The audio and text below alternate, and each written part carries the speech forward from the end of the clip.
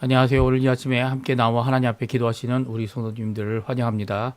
이 시간에 함께 하나님께 기도할 때 오늘도 우리 좋으신 아버지께서 좋으신 것들로 또 더 풍성한 것으로 또 우리에게 꼭 필요한 것으로 채워주시는 귀한 우리 아버지의 귀한 역사가 주님의 주권적인 역사가 우리 성도님들에게 가득하기를 간절히 축원드립니다. 우리 합심하여 기도하시면서 이 아침 기도회를 시작하기 원하는데요. 우리가 날마다 드린 기도 제목 잘 기억하시죠? 함께 기도하시면서 아버지 하나님 앞에 나오는 귀중한 이 시간 되셨으면 합니다. 우리 같이 합심하여 기도하겠습니다. 할렐루야. 하나님 아버지 감사합니다. 오늘도 함께 모여 하나님 앞에 기도하며 이 아침을 시작합니다. 주님께서 주시는 귀한 은혜를 따라 하나님의 나라 하나님의 의 하나님의 영광을 먼저 구하고 그리스도와의 연합함과 살아있는 교회의 회복과 전쟁의 멈춤 그리고 또 하나님의 평강을 위하여 오늘도 수고하는 교회의 일으킴을 교회의 세우심을 또 교회의 회복을 하나님 앞에 간절히 기도합니다. 교회의 사역 가운데 아버지 하나님 풍성한 사역이 되도록 허락하여 주시고 행하는 모든 것들이 하나님께서 행하실 귀한 사역들로 가득한 이 교회 사역 훈련 과정이 되게 하여 주실 뿐만 아니라 거기에 속한 모든 사람들이 예수 그리스도를 따라가는 귀한 이 제자의 삶을 이루는 온전한 삶이 되게 도와주시고 사람이 아니라 사람을 의지하는 것이 아니라 오히려 예수님을 믿고 하나님을 믿고 이 성령님을 믿는 삼위일체 하나님의 놀라운 역사가 가득한 우리 교회의 모습 되도록 역사하여 주시옵소서. 특별히 구국기도로 하나님 앞에 나옵니다. 아버지 우리 조국 대한민국을 기억해 주시고 이곳 아르헨티나를 기억해 주시며 또 하나님 앞에 간절히 기도하는 위정자들을 위한 기도들을 그들이 믿음의 사람들 되게 도와주시고 지혜롭게 허락해 주실 뿐만 아니라 하나님을 두려워하고 백성들을 사랑하는 그래서 또 하나님께 영광을 돌릴 뿐만 아니라 또한 주님 원하시는 귀한 하나님의 의의를 드러내고 평강을 이루는 귀한 그들 될 수 있도록 주님 역사하여 주시옵소서. 이 가운데 저희들 가운데 신앙적인 회복과 영적 보호를 위해 기도합니다. 특별히 대한민국을 위하여 우리 조국을 위하여 기도할 때 조국 교회가 지금까지도 기도하고 있는 자유평화 통일이 속히 이루어지게 허락해 주시고 그래서 북한의 이 억눌리고 그리고 또 아버지 하나님 자유함 없이 이 신앙 몰래 지하 교회에서 신앙생활하고 있는 이 신앙생활하는 교회들이 참 자유함을 얻고 참 평안함을 얻어 함께 하나님 앞에 하나 되는 귀한 역사 있게 허락하여 주시옵소서. 그리고 또 여기 한인교포교회 한인교포사회 교포 청년들을 위해 기도합니다. 주님 역사해 주시고 인도해 주셔서 길을 열어주시는 하나님을 통하여 믿음 생활을 통하여 기도 생활을 통하여 말씀을 통하여 이 땅에 살아갈 귀한 아버지 하나님의 역사를 함께 체험하는 귀한 자들 되게 허락하여 주십시오. 우리의 부모님들을 위해 기도합니다. 연로하셨지만 주님께서 생명을 보존해 주시고 또 건강을 지켜주시고 또 아버지 하나님께서 지혜를 허락해 주셔서 아버지 나이가 들수록 야곱과 같이 주님 앞에 총명이 더해지시게 허락해 주시고 하나님 앞에 기도하는 모든 것들이 응답받을 수 있도록 주님 역사하여 주시옵소서. 또 그 외에도 우리 가정의 자녀들 또 우리의 아버지 하나님 생업과 배우자를 위해 기도하는 모든 기도들을 주님 응답해 주시고 건강을 지켜주시고 역사하여 주시옵소서. 다 같이 사도신경으로 우리의 신앙을 고백하시면서 2026년 2월 16일 월요일 아침 기도회를 하나님 앞에 드리겠습니다. 전능하사 천지를 만드신 하나님 아버지를 내가 믿사오며 그 외아들 우리 주 예수 그리스도를 믿사오니 이는 성령으로 잉태하사 동정녀 마리아에게 나시고 본디오 빌라도에게 고난을 받으사 십자가에 못 박혀 죽으시고 장사한 지 사흘 만에 죽은 자 가운데서 다시 살아나시며 하늘에 오르사 전능하신 하나님 우편에 앉아 계시다가 저리로서 산자와 죽은 자를 심판하러 오시리라. 성령을 믿사오며 거룩한 공예와 성도가 서로 교통하는 것과 죄를 사하여 주시는 것과 몸이 다시 사는 것과 영원히 사는 것을 믿사옵나이다. 아멘. 우리 조금 전에 불렀던 찬송가 198장 주 예수 해변서라는 찬양인데요. 같이 하나님 앞에 찬양 드리기 원합니다.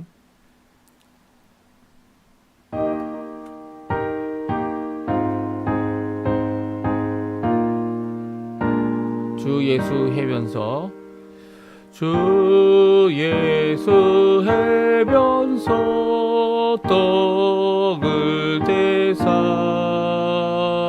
무리를 먹이어 주심과 같이 영생의 양식을 나에게도 풍족히 나누어 주옵소서. 생명의 말씀이 나의 주여 목말라 주님을 찾나이다.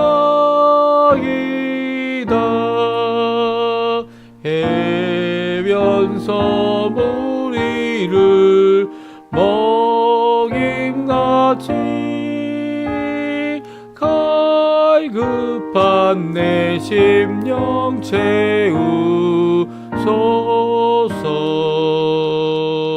내 주여 진리의 말씀으로 사슬의 얼매인 날 부시사 내 맘의 평화를 누리도록 영원한 생명을 주옵소서. 성령을 내 맘에 보내셔서 내 어두운 영의 눈 밝히시사 말씀에 감추이 참 진리를 깨달아 알도록 하옵소서.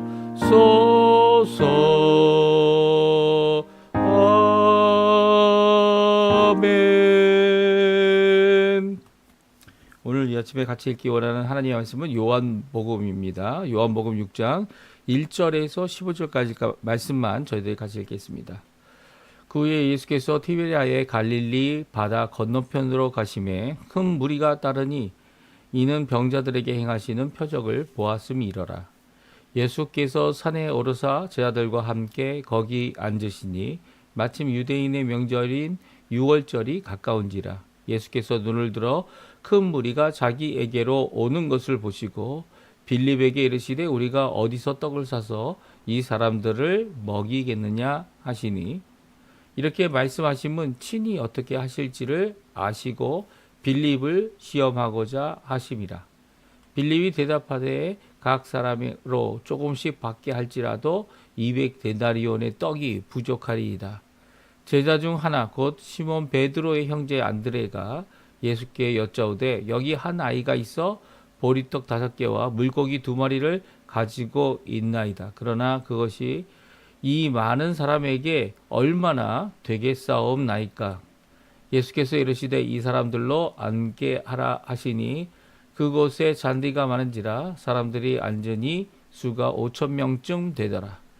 예수께서 떡을 가져 축사하신 후에 앉아 있는 자들에게 나눠 주시고 물고기도 그렇게 그들의 원대로 주시니라.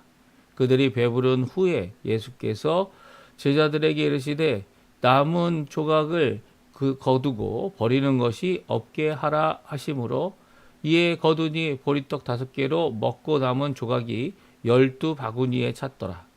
그 사람들이 예수께서 행하신 이 표적을 보고 말하되 이는 참으로 세상에 오실 그 선지자라 하더라. 그러므로 예수께서 그들이 와서 자기를 억지로 붙들어 임금으로 삼으려는 줄 아시고 다시 혼자 산으로 떠나가시니라.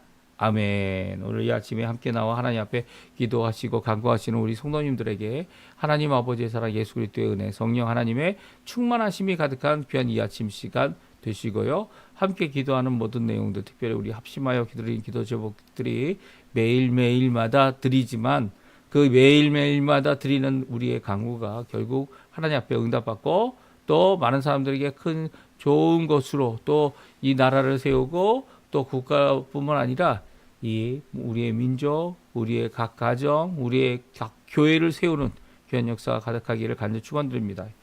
오늘부터 이제 아르헨티나는 공휴일로 지내고요. 이 한국은 이제 내일 구정이라서 아마 벌써 이 구정 전 이 휴일로 오늘부터 아니면 주일부터 이 지내고 있습니다. 그리고 또 저희는 이 아르헨티나와 특별히 이제 캐톨릭 국가라고 하는 로마 카톨릭에 속해 국가적으로 이에 신앙을 갖고 있는 나라들이 이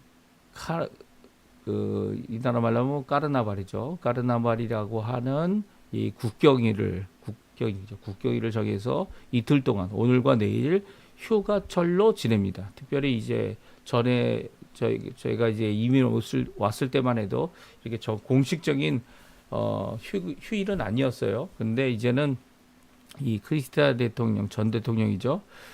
이 전 대통령을 통해서 부활절로부터 부활절 이전에 이제 사순절이 있지 않습니까? 이 사순절이 이제 로마 캐톨릭이 주장하고 있는 이 절기 중에 하나인데요. 그 사순절이 시작하는 이 수요일, 제2의 수요일이라고 얘기를 하죠. 이 제2의 수요일 이전 이 월요일과 화요일에 이 사순절이 시작하기 전에 이 먹고 마시는, 그리고 또 이 특별히 이제 사순절 동안에 이 성직자들, 이 로마 캐톨릭의 성직자들은 대부분 이 고기를 먹지 않고 금식하는 경우까지도 있는데요. 이 고기를 먹지 않기 때문에 어떻게 합니까? 이 이틀 동안 열심히 고기를 먹으라고 이 까르나발이라고 하는 이 행사를 가졌다는 그런 유래가 있기도 합니다. 이렇게 이제 양 이틀 동안 저희들은 이 나라 아르헨티나가 캐톨릭 국가이기 때문에 또 국경일로 정해진 이 종교 행사라고 해야겠죠. 종교 행사인 이 까르나발 기간 동안 저희들은 이제 공휴일로 지나게 되고요. 또 특별히 이제 브라질 상파울로 같은 경우는 이것들을 반대하는 개혁 교회들, 개신교 교회들이 어떻게 하냐면 이 기간 동안 대부분 수련회를 갔습니다. 그래서 이 까르나발이 벌려지는 이 축제들이 벌려지는 그런 도심지에서 떠나서 각 이 수련회 장소에서 이 멀리 떠나서 이제 교회 안에 이 청년들이 아니면 교회 전체가 이 수련회를 갖는 그런 기간이기도 합니다. 오늘 저희들이 함께 이런 기간 가운데 있지만 저희들은 이제 사순절도 뭐 정해져 있는 성경적 이 절기가 아니라 저희는 생각하고 있고요. 왜냐하면 사순절이라는 이런 기간이 정하여서 이게 이루어진 것이 아니라 예수님께서 오히려 이 사순절이 아닌 이 광야에서 40일 동안 금식하셨던 그것을 기억해서 한다면 이 사순절 기간이 아니죠. 사순절 기간이 아닙니다. 오히려 오늘 말씀처럼 이 유월절 이전에 예수님께서 하셨던 이 큰 기적 무엇입니까? 오병이어의 기적이죠. 오병이어의 기적을 우리가 잠깐 살펴보고 하나님 앞에 이 사순절로 뭐 특별한 절기를 이렇게 뭐 천주교거니까 천주교가 시작한 절기로 정해서 시작한 것을 이렇게 받아들이는 개신교도 있죠. 예, 개신교도 있지만 그것을 또한 배격한다고 해서 또 잘못된 것도 아닙니다. 이것은 해도 좋고 안 해도 좋은 거죠. 이 특별히 이 절기를 마치 성경적인 절기로 이 정하고 있다면 그건 큰 착각입니다. 이 절기라는 자체가 교회가 정하여서 하는 거지만 그 교회가 성경적인 거다 이게 강요하게 되면 이거는 이제 절기의 의미를 벗어나는 거죠. 예수님께서 십자가에 달리신 이 고난 주간, 저희는 이제 고난 주간만 일주일만 하나님 앞에 이 예수님의 십자가의 죽으심과 부활을 기억하는 부활절 이전 한 주간의 이 절기로 지낼 뿐이죠. 그 외에는 저희들이 어떤 절기로 정하는 것이 없습니다. 오늘 이 오병이어의 기적을 통해서 예수님께서도 6월절 이전에, 그러니까 6월절에 이제 예수님께서 십자가에 달려 돌아가시고 이 부활하신 건 아닙니까? 6월절 이전 금요일에 6월절 이후 뭡니까? 이 주일에 이 안식 후 첫날이죠. 그 예수님께서 하셨던 그 귀한 이 사역을 바라보시면서 이 오병이어의 기적은 6월절이라는 그 기준으로 그 기간에 이루어졌지 그 절기 이전에 이루어졌지만 그 6월절을 바라보고 있는 예수님께서 이 오병이어의 기적을 행한 것은요, 단순히 이 하나님께서 10가지 재앙을 내리셔서 이 출애굽하게 된 이 기간, 그날을 기념하는 것만이 아니죠. 그렇죠?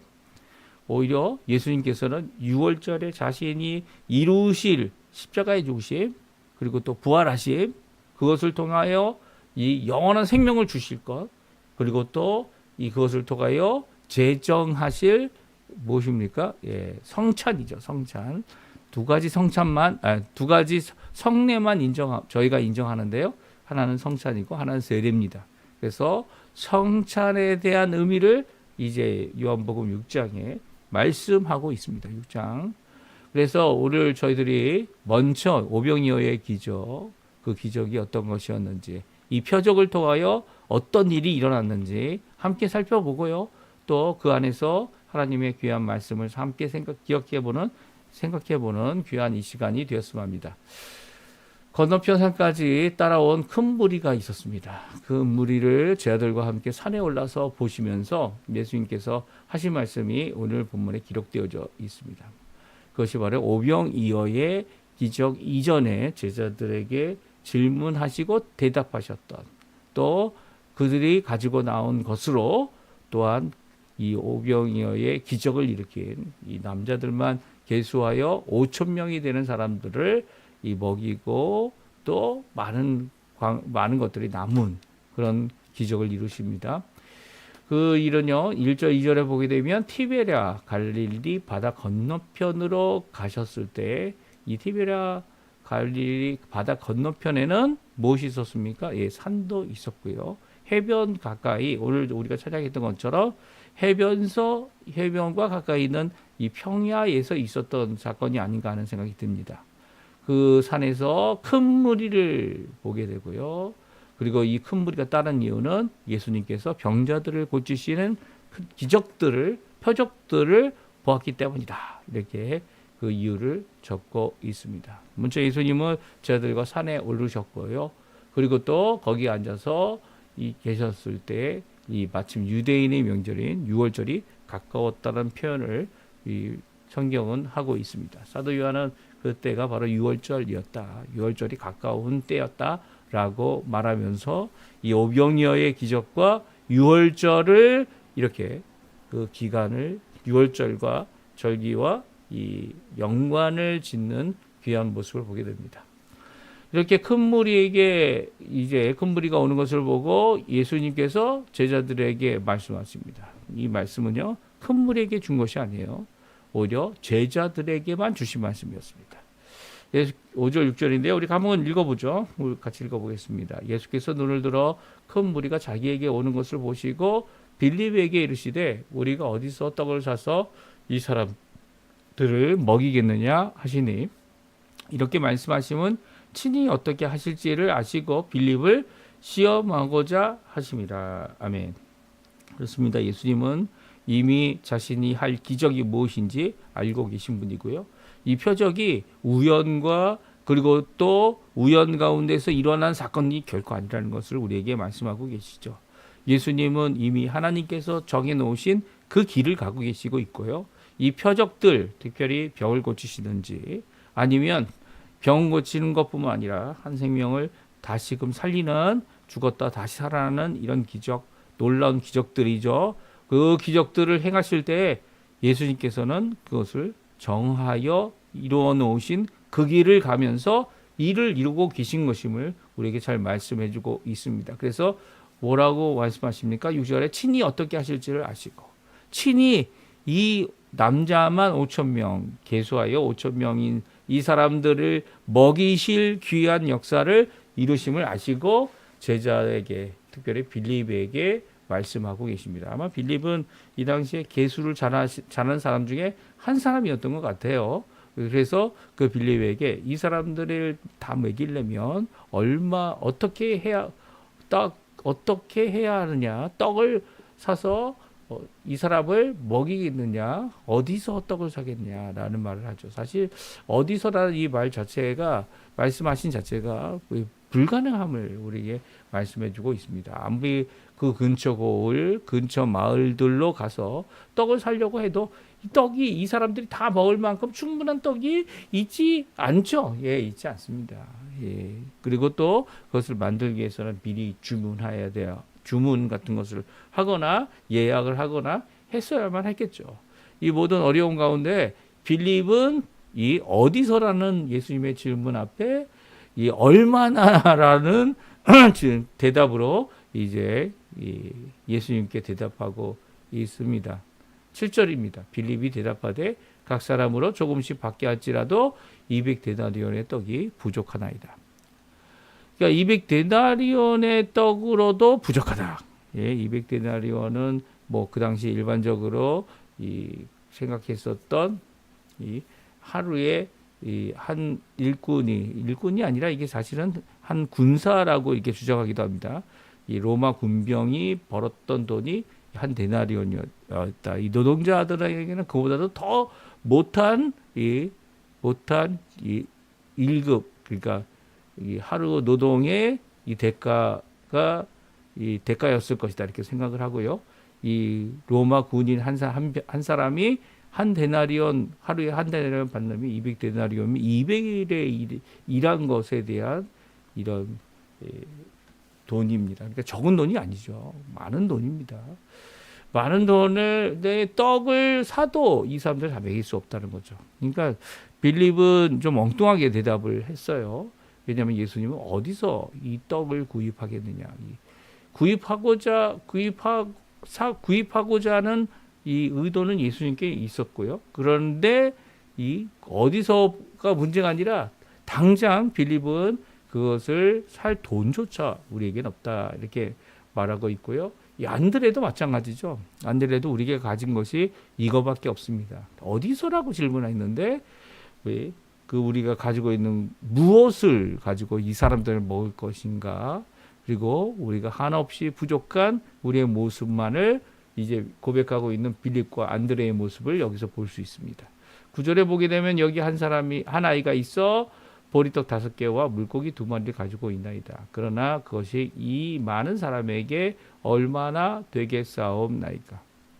예수님과 이 제자 두 사람 빌립과 안드레가 대답했던 이 내용, 예수님께서 하신 질문 어디서라는 이 질문과 엉뚱하게 무엇, 얼마나 라고 하는 대답으로 이제 예수님께 대답했던 이런 엉뚱한 대답에 이 초점이 맞는 것은 무엇입니까? 사람이 많다는 겁니다. 사람이 많다는 거예요. 이 많은 사람은 우리가 먹일 수 없다는 거죠. 제자들은 자신들이 이들을 먹일 수 없음을 이 예수님께 말하고 있고요. 예수님께서도 이 많은 사람들을 어디서 떡을 구입하여도 우리가 어디서 이 많은 떡을 구입할 수 있겠느냐라고 하시는 이 질문에 이 많은 사람이라는 이 공통적 주제를, 공통적인 문제를 이제 서로 가지게 됩니다. 그런데 예수님께서는 안드레가 한 아이가 가지고 온 보리떡 5개와 물고기 2마리를 가지고 오게 되는 이 모습을 살펴보게 되죠. 그리고 또 그것을 받아서 오히려 그것으로 이 오병이어의 기적, 남자만 5,000명으로 계수되었던, 그래서 뭐 여자들도 많이 예수님을 따라다녔고, 그리고 또 어린아이도 거기에 있었다. 이거 뭐 하나 아이가 있다는 표현 자체가 어린아이들도 그 예수님 계신 곳으로 나왔다는 모습을 우리가 잘 알게 됩니다. 그래서 다 계수하면 만 명이 넘는 숫자가 되지 않을까라고 이렇게 추정하기도 해요. 근데 이런 이 추정한 숫자보다는 성경에서 말하고 있는 사람을 셀 때 남자만 그 당시에 셌기 때문에 남자만 5,000명 되는 사람들을 있었음을, 그들을 먹였음을 오늘 말씀해주고 있습니다. 그러니까 턱도 없이 부족한 상황 가운데서 이런 기적이 일어났고요. 이 기적은 한 번만 있지 않았죠. 이 요한복음에도 2번 기록하고 있고요. 마태복음에도 2번 기록하고 있고요. 누가복음에도 기록하고 있습니다. 그러니까 이 기적이 오병이어의 기적, 뭐 다른 건 칠병이어의 기적 이렇게 표현하기도 하는데요. 이 떡 5개, 떡 7개의 기적은요. 한 번만 있었던 기적이 아니고요. 또 다시 한 번 있어서 제자들이 떡을 기억하고 떡을 남기고 왔다라고 하는 그 말을 할 때에 예수님께서 하시는 말씀의 의미를 제대로 이해 못하여 꾸중 듣는 그런 기록까지 있었습니다. 그러니까 이런 오병이어의 기적 그 이후에 더 있었을까요? 오병이어의 기적이 더 있지 않았다라는 것도 있고요. 이 종종 여러 전설 아니면 기록에 의해서 그런 기적이 반복되었다라고 하는 것을 이야기하기도 합니다. 하지만 이 오병이어의 기적이나 칠병이어의 기적들은 이 좋지 못한 결과로 이 믿음을 심어주고 또 하나님께서 예수님께서 하시는 예수님이 누구신지를 드러내는 귀한 표적으로도 역사했지만 이 대부분의 사람들을 그 떡을 먹은 사람들, 떡을 먹고 배부른 사람들의 이 요구는 전혀 다른 방향으로 예수님을 대하고 저는 다른 방향으로 예수님을 강제로 하려고 하는 모습을 오늘 성경에 말씀하고 있어요. 그러면 예수님께서 하신 이 기적, 오병이어의 기적을 구체적으로 기억하고 있는 10절에서 12절 말씀을 우리 같이 한번 읽어보죠. 우리 같이 읽어보겠습니다. 예수께서 이르시되 이 사람들로 앉게 하라 하시니 그곳에 잔디가 많은지라 사람들이 앉으니 수가 5,000명쯤 되더라. 예수께서 떡을 가져 축사하신 후에 앉아있는 자들에게 나누어 주시고 그 물고기도 그렇게 그들의 원대로 주시니라. 그들이 배부른 후에 예수께서 제자들에게 이르시되 남은 조각을 거두고 버리는 것이 없게 하라 하시므로. 아멘. 그렇습니다. 예수님께서는 이 제자들에게 명령을 했죠. 제자들을 통하여 이 기적을 이루고 있습니다. 그리고 제자들에게 직접적인 말씀을 하셨고 이 제자들은 그 명령에 순종했죠. 첫 번째 명령이 나옵니다. 이 사람들로 앉게 하라. 이들이 각각 몇 명씩인지 모르겠지만 이 다른 성경에는 10명씩이라고 하는 기록도 있지만 오늘 본문은 자리에 이렇게 그룹으로 앉을 수 있도록 이렇게 얘기했고요. 그곳에 잔디가 많아서 사람들이 땅에 앉았다 이렇게 표현되어 있습니다. 이 앉았다는 표현도 식사를 위해서 이제 옆으로 누운 모습, 절반 정도 누운 모습을 이야기하는 것이다 이렇게 주장하기도 하고요. 그들이 앉아 있는 가운데 계수할 수가 있었는데요. 그들이 5,000명쯤 되더라라고 성경은 기록하고 있습니다. 그리고 예수님께서 그들이 앉아 있을 때에 떡을 가져다가 축사하셨어요. 그리고 그 앉아 있는 자들에게 나누어 주셨습니다. 그리고 물고기도 이렇게 그들의 원대로 하셨어요. 오늘 성경은 예수님께서 이 나눠줬다라고 하는 기록으로 우리가 이해할 수도 있게 기록되어져 있지만 대부분은 이제 예수님께서 떡을 떼시고 제자들이 그것을 가져다가 광주리에 담아서 각 그 앉아 있는 자들에게 나눠 준 것으로 생각되어집니다. 이렇게 나눠 주시고 그리고 또 원대로 주셨다라는 이 표현은 이 그들이 원하는 만큼 그들이 필요한 만큼 이 물고기와 떡을 나누어 주신 그리고 또 축사하신 예수님의 모습을 우리가 살펴볼 수 있어요. 그러니까 예수님께서 하신 이 기적을 이렇게 구체적으로 기록하고 있는 사도 요한 또 기록하도록 하고 있는 성령 하나님께서는요. 예수님이 떡으로 하는 이 기적 그리고 또 이 음식으로 물고기로 하는 이 기적은요. 이 예수님의 어떤 제한성 그리고 또 초월성 모든 것을 참 주인 되시고 모든 것을 먹이시는 사실 하나님의 기적 가운데에서도 먹이시는 역사가 큰 기적 중에 하나죠. 먹을 것으로 이 나무의 이 과실을 아담과 하와에게 그리고 모든 동물들에게 주신 거 아닙니까?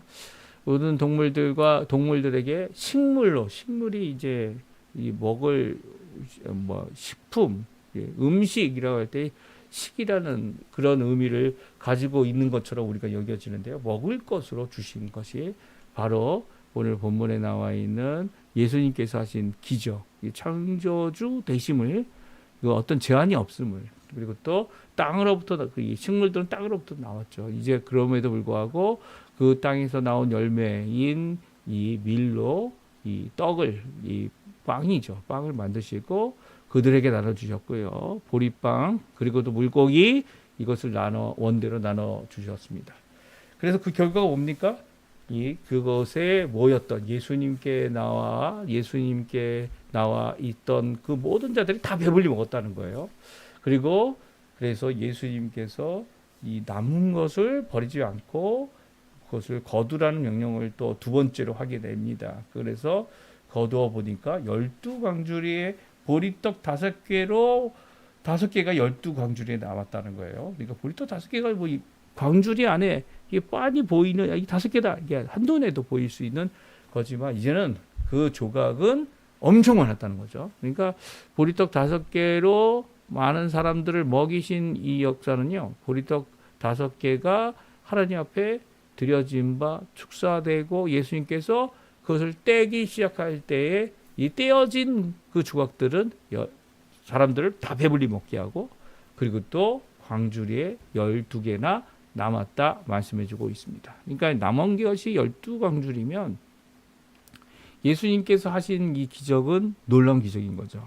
그래서 5,000병만 먹인 것이 얼마나 될 것인가 이제 그런 생각을 우리가 종종 할 수 있지 않습니까? 근데 이 기적을 믿지 않는 이 자유주의 신학을 이야기하는 기적을 이 기적은 지금도 일어나지 않는 반복되지 않는 것이다 이렇게 주장해서 이 성경을 막 찢어버리는 이 내용이 맞지 않다 이렇게 주장하는 이 신학자들에게는 이것이 이제 이 어린아이가 보리떡과 보리떡 5개와 물고기를 가지고 이것을 예수님께 바쳤던 것처럼 이 보고서 우리도 몰래 가지고 온 우리만 먹으려고 했던 것을 다 함께 내놔서 이렇게 풍성해졌다. 그러면 풍성해졌을 때 이제 12광주리에 보리떡만 가득하겠습니까? 그렇죠?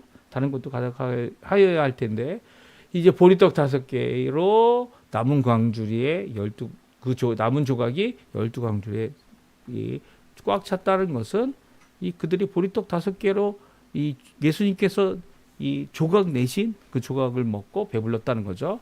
그리고 12광주리에 꽉 찼다는 이 표현은 분명히 이것이 다른 이 자유주의 신학자들이 얘기하는 것처럼 이 미안한 마음에 이 자신이 가지고 온 감추었던 도시락을 다 꺼냈다 이런 것과 전혀 상관이 없다는 것을 우리에게 잘 말씀해주고 있습니다. 사람들의 반응이 14절에 나옵니다. 이는 참으로 세상에 오실 선지자다. 그런데 예수님의 반응은 정반대죠.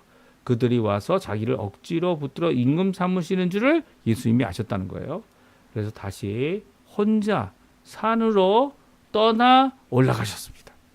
물론 오늘 15절까지만 읽었지만 이 사람들이 그곳에 남고요. 예수님은 제자들을 이 강 건너편으로 이 갈릴리 호수 건너편으로 제자들을 홀로 보내게 되죠. 이 모든 사건의 이 끝은요, 좋은 결말입니까? 당연히 좋죠. 왜냐하면 예수님께서 하신 이 귀한 역사는요, 우리의 부족함, 우리의 인생을 살아갈 때에 우리의 모든 것을 채우실 수 있는 분이 바로 예수님이시고 하나님이시라는 거예요. 그러니까 영적인 것만을 우리에게 채우시는 분이 아니라는 거예요. 우리의 모든 필요를 아시는 분이시라는 거예요. 모든 필요.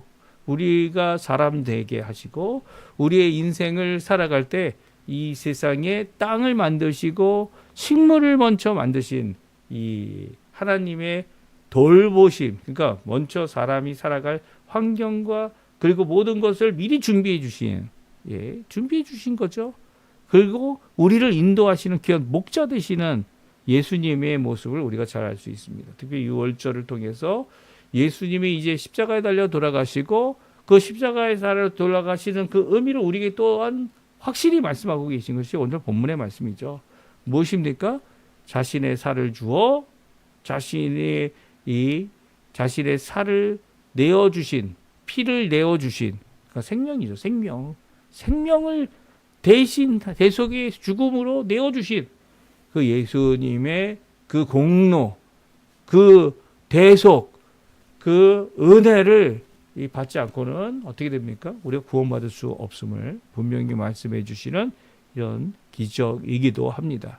그래서 6월절을 바라볼 때 이전에는 이제 패스오버라고 하는 이 넘어갔다라고 하는 의미의 이 6월절이 출애굽의 이 역사를 이야기했다면 예수님에게는 이제 십자가에 달려 돌아가시고 특별히 이제 출애굽 때에 있었던 10번째 기적인 이 어린 양을 잡아 문설주에 발라 그 어린 양의 죽음으로 이 우리가 구원을 받는 귀한 역사, 예수님의 십자가의 죽으심을 바라보시면서 자신의 몸을 내어주실 것을, 그리고 또 우리를 위하여 대속의 십자가의 피를 흘릴 것을 우리에게 말씀해 주시는 것이 이 오병이어의 기적의 내용이고 또 원하시는 뜻이었음을 우리에게 잘 말씀해 주고 있습니다. 그러니까 예수님께서 이 오병이어의 기적으로 우리에게 주시는 교훈, 오늘도 열심히 기도해야 된다는 거죠. 이 말씀 가운데서 우리가 우리의 필요, 생활적인 필요, 우리의 삶 속에서 필요한 모든 것들을 주님 앞에 아른다면 주님께서는 이 또다시 오병이어의 기적과 같은 큰 기적은 아닐지라도 우리의 삶 가운데 우리가 기대하지 않았던 귀한 기도 응답의 역사를 우리에게 이루어 주실 것이고요. 그것을 통해 하나님께서 진정, 예수님께서 진정 우리의 참 목자 되심을 드러내실 뿐만 아니라 우리의 필요를 채워주시고 또한 우리가 또 예수 그리스도를 따라 살아가는 귀한 삶을 살아가도록 하게 하시죠.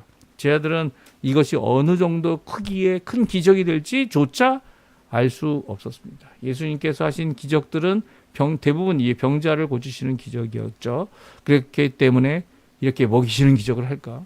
이 어디서 빵을 사와야 되냐라고 하는 질문에 오히려 얼마만의 빵이 필요하고 우리는 얼마만큼 가졌다라고 하는 이런 대답을 할 수밖에 없는, 정말 예수님이 원하셨던 대답은 어디서 사올 수 있겠느냐라는 질문을 하신 거라면 우리가 그 어디서라는 이 질문 앞에 이 어디서입니다라고 질문도 제대로 대답할 줄 모르는 저희들의 모습이지만, 왜냐하면 얼마나 큰 양인지가 더 큰 문제였던 거죠.